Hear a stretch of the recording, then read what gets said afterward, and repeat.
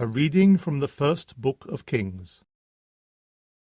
The fame of Solomon having reached the Queen of Sheba, she came to test him with difficult questions. She brought immense riches to Jerusalem with her, camels laden with spices, great quantities of gold, and precious stones. On coming to Solomon, she opened her mind freely to him, and Solomon had an answer for all her questions. Not one of them was too obscure for the king to expound.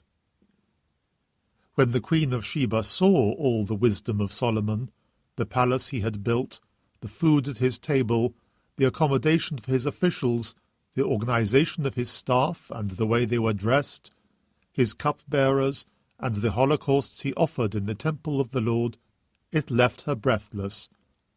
And she said to the king, "What I heard in my own country about you and your wisdom was true, then. Until I came and saw it with my own eyes, I could not believe what they told me, but clearly they told me less than half. For wisdom and prosperity you surpass the report I heard. How happy your wives are! How happy are these servants of yours who wait on you always and hear your wisdom! Blessed be the Lord your God, who has granted you his favor, setting you on the throne of Israel. Because of the Lord's everlasting love for Israel, he has made you king to deal out law and justice."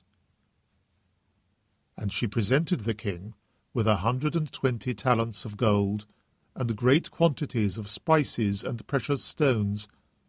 No such wealth of spices ever came again as those given to King Solomon by the Queen of Sheba.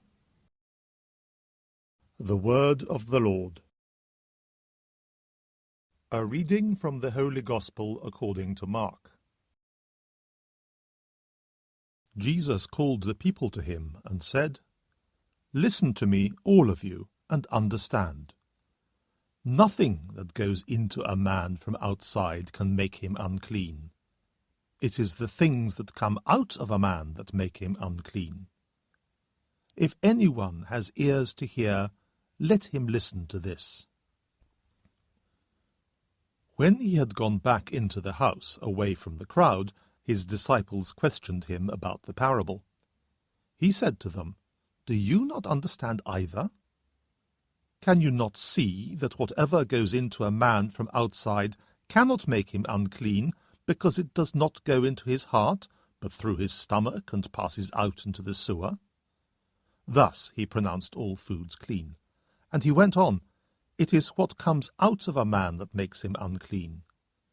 For it is from within, from men's hearts, that evil intentions emerge: fornication, theft, murder, adultery, avarice, malice, deceit, indecency, envy, slander, pride, folly.